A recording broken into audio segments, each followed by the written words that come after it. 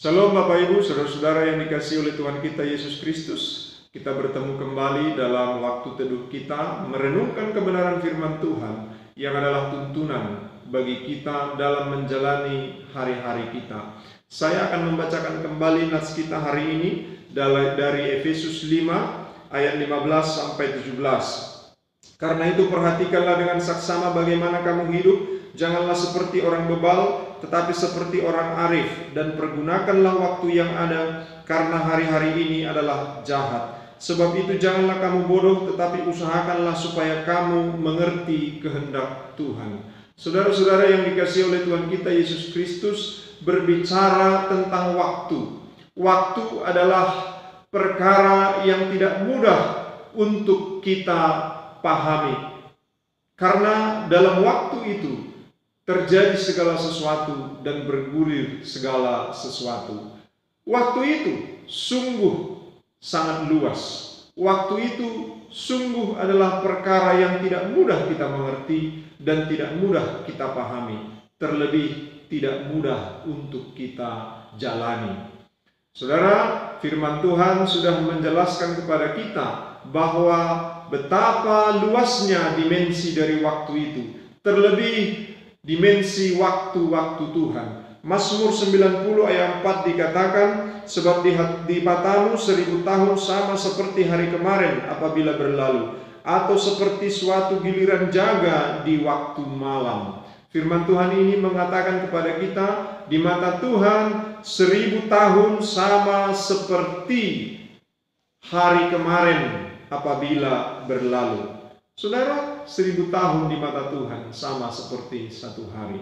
Hal yang sama dijelaskan kembali dalam 2 Petrus 3 ayat 8. Dikatakan di sana, akan tetapi saudara-saudara yang kekasih, yang satu ini tidak boleh kamu lupakan, yaitu bahwa di hadapan Tuhan satu hari sama seperti 1000 tahun, dan 1000 tahun sama seperti satu hari. Saudara yang dikasihi oleh Tuhan, Tuhan sangat mengerti bahwa kita tidak mudah memahami waktu-waktunya. Itu sebabnya Tuhan menolong kita dengan memberikan kita waktu dalam dimensi yang lebih kecil, dalam dimensi yang lebih sederhana, dalam dimensi yang lebih sempit, yaitu Tuhan memberikan kita satu hari 24 jam. Alkitab dalam Kejadian, dalam proses penciptaan, hari pertama, hari kedua, hari ketiga, Tuhan menciptakan dalam waktu yang kita tidak tahu lamanya berapa satu hari. Kita sungguh tidak tahu apakah 1000 tahun, apakah 1.000.000 tahun, apakah 1 miliar tahun, apakah 1 triliun tahun, apakah lebih dari situ. Tetapi ketika Tuhan menjadikan benda-benda penerang yang menguasai siang dan benda yang penerang yang menguasai malam, dan Tuhan meletakkan benda-benda langit itu dalam satu sistem tata surya yang berputar dan beredar dengan teratur. Sejak saat itu Tuhan memberikan waktu kepada manusia, kepada kita, satu hari 24 jam. Dimensinya semakin disederhanakan oleh Tuhan untuk kita. Dimensinya semakin dikecilkan oleh Tuhan. Tetapi saya mau mengatakan, kendati dimensi waktu yang Tuhan berikan bagi kita sudah semakin sederhana dan semakin kecil atau semakin sempit, tetapi saya mau katakan, tetap bukan perkara yang mudah bagi kita untuk menjalaninya. Kenapa saya katakan demikian? Karena ada satu hal yang harus kita ingat dan harus kita sadari, bahwa dalam waktu yang Tuhan telah berikan itu, bukan hanya kita saja yang hidup di dalamnya, yang berjalan, bergerak, berlomba di dalamnya. Ada pihak lain dengan segala sesuatu yang melekat padanya, yang juga tinggal bersama kita dalam waktu itu. Dan bukan hanya dalam dimensi waktu kita tinggal bersama dengan dia, tetapi dalam dimensi ruang pun kita tinggal bersama dengan dia di bumi ini. Siapakah dia dan apakah dia? Dia adalah iblis dengan segala rupa-rupa kejahatannya, tinggal bersama dengan kita dalam ruang yang disebut bumi dan dalam waktu yang disebut hari-hari kita. Saudara, kebenaran firman Tuhan dalam Yesaya 14 ayat 12 sampai 14 menjelaskan hal itu. Di sana dijelaskan bahwa malaikat Tuhan bintang timur, putra fajar yang dalam bahasa Latin disebut Lucifer, yang Tuhan anugerahkan kegemilangan, bercahaya, kilau gemilang sebagai malaikat Tuhan. Dia telah memilih untuk melawan Tuhan, ingin menyamai Tuhan, dan bahkan ingin mengatasi kemuliaan Tuhan. Oleh karena itulah dia dijatuhkan ke bumi dan tinggal di bumi, menjadi pengembara di bumi. Dan kita juga tahu, setelah manusia jatuh ke dalam dosa, manusia diusir dari Taman Eden ke bumi dari mana dia diambil. Inilah yang menjadi pasal tidak mudah bagi kita untuk menjalani hari-hari kita. Karena bukan hanya kita yang mengisi hari itu, ada juga pihak lain di sana yang dengan segala rupa-rupa kejahatannya dan dengan segala kelicikannya berusaha menarik-narik kita yang ada di dunia ini dalam waktu-waktu ini untuk menjauhkan kita dari Tuhan, untuk menjatuhkan kita kepada keinginan-keinginan dan kehendak-kehendak jahatnya. Saudara yang dikasihi oleh Tuhan, itu sebabnya firman Tuhan nats kita tadi dalam Efesus 5 ayat 16 dikatakan, dan pergunakanlah waktu yang ada karena hari-hari ini adalah jahat. Saudara, ayat 16 nats kita ini, sebelum dan sesudahnya, ayat 15 dan ayat 17 adalah dua hal yang mengapitnya, di mana di sana dijelaskan tentang kearifan dan kebebalan, tentang kebijakan dan kebodohan. Kita berada dalam hidup atau dalam hari atau dalam waktu di mana iblis giat menggoda dan mencobai kita supaya jatuh ke dalam hari-hari dengan kebebalan dan kebodohan.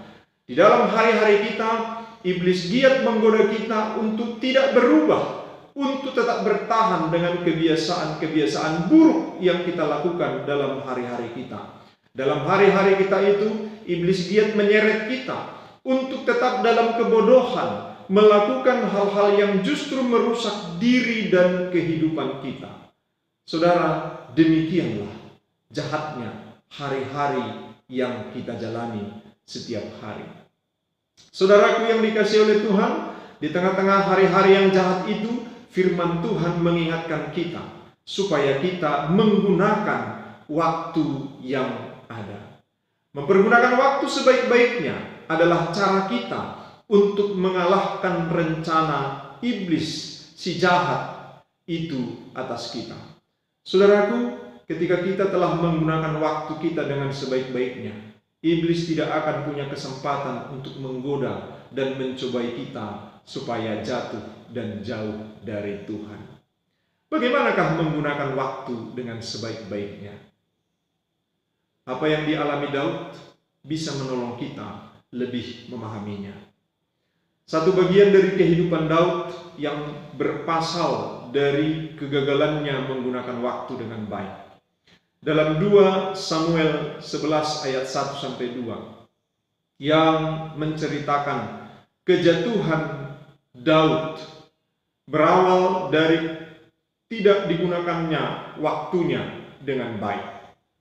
Saudara, Daud mengalami kejatuhan ke dalam dosa, melakukan perbuatan zina dengan Betseba yang adalah istri Uria prajuritnya, yang selanjutnya melakukan kejahatan lanjutan, membunuh Uria, dan berlanjut dengan mengambil Betseba menjadi istrinya.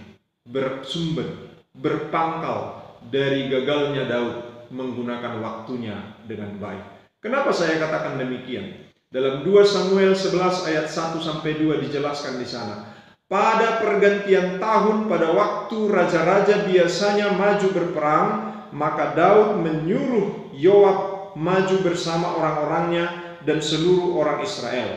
Mereka memusnahkan Bani Ammon sekali peristiwa dan mengepung kota Raba, sedang Daud sendiri tinggal di Yerusalem. Sekali peristiwa pada waktu petang, ketika Daud bangun dari tempat pembaringannya, lalu berjalan-jalan di atas sotoh istananya, tampak kepadanya dari atas sotoh itu seorang perempuan sedang mandi. Perempuan itu sangat elok rupanya. Saudara, perempuan yang dimaksud adalah Betseba, yang selanjutnya dipaksa oleh Daud untuk berzinah dengannya. Saudara, waktu itu dikatakan tadi adalah waktunya para raja maju berperang. Tetapi Daud yang adalah raja Israel memilih tidak pergi berperang. Padahal waktu itu adalah musim atau waktu harusnya raja pergi berperang. Tapi dia sebagai raja memilih tidak pergi berperang. Saudara, pilihannya ini telah menyeretnya kepada kemalasan. Menyeretnya untuk berbaring, tidur-tiduran pada waktu yang seharusnya orang bekerja. Dia tidur-tiduran bahkan sampai petang dan berlanjut dengan bersantai-santai di atas sokok balkon istananya. Bersantai bukan karena telah lelah bekerja, tetapi lanjutan dari kemalasan atau kesalahannya tidak melakukan apa yang seharusnya dia lakukan pada waktu itu. Saudara-saudara, lalu di balkon itu dia berjalan-jalan.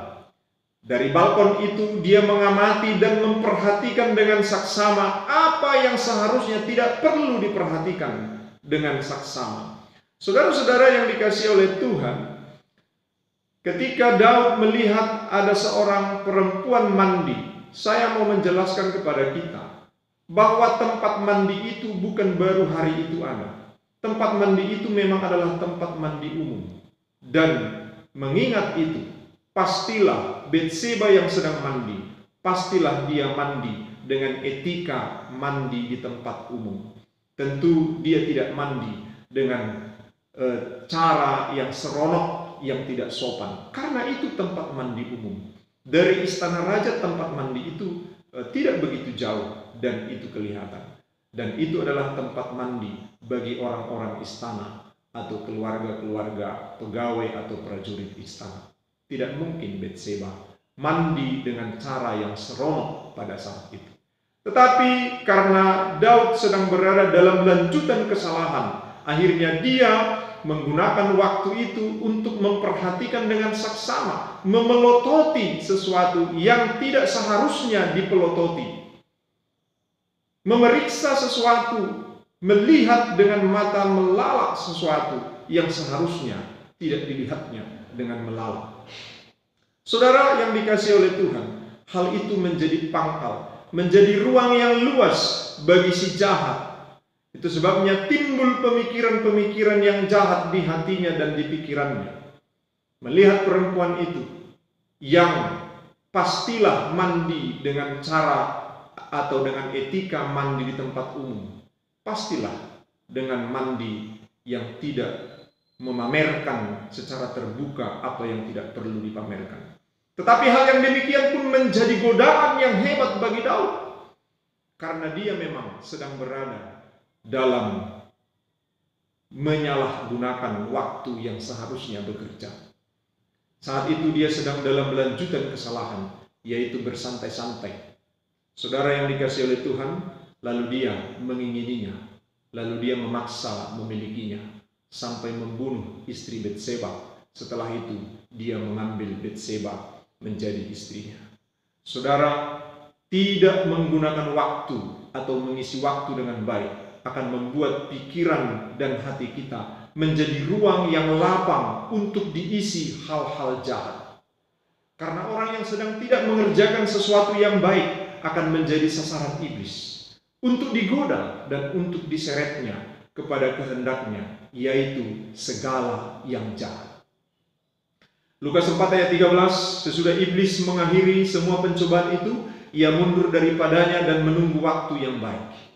Ini adalah sifat iblis, saudara. Saudaraku, mungkin renungan pagi kita ini yang berbicara tentang menggunakan waktu dengan baik. Mungkin ini adalah renungan yang kesekian puluh kali saudara dengar tentang waktu. Ayat-ayat firman Tuhan yang saya bagikan pun mungkin adalah kesekian puluh kali saudara dengarkan, dibagikan.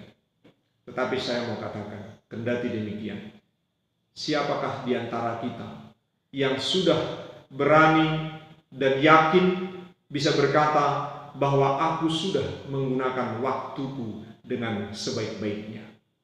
Atau siapakah di antara kita yang merasa tidak perlu lagi berjuang untuk menggunakan waktu-waktunya dengan baik? Mari kita terus waspada, berjaga-jaga dengan menggunakan waktu-waktu kita sebaik-baiknya. Bekerjalah pada waktunya, bukan setiap ada waktu, karena tidak semua waktu kita adalah untuk bekerja. Ambillah waktu istirahat setiap lelah bekerja, bukan baru beristirahat setiap pekerjaan telah selesai. Karena pekerjaan akan selalu ada dan tidak akan pernah selesai seluruhnya. Berilah senantiasa waktu untuk bersekutu dengan Tuhan, karena kita tidak mampu menjalani kehidupan kita tanpa penguatan dan tuntunan Tuhan, yang hanya kita peroleh ketika kita memberi waktu bersekutu, menyepi untuk waktu-waktu teduh kita bersama Tuhan. Berilah senantiasa waktu untuk menemani keluarga, menemani orang-orang yang Tuhan telah anugerahkan dalam hidup kita, bukan hanya ketika musim liburan tiba, karena terlalu sering musim liburan itu terlalu lama datangnya atau terlalu mahal ongkosnya. Saudara-saudaraku, mari pergunakan waktu-waktu kita hari ini dengan sebaik-baiknya, meninggalkan kemalasan, meninggalkan ketidaktertiban, meninggalkan pikiran-pikiran dan keinginan-keinginan yang tidak sejalan dengan perbuatan baik yang Tuhan inginkan. Kiranya Tuhan menolong kita. Amin. Tuhan memberkati. Shalom.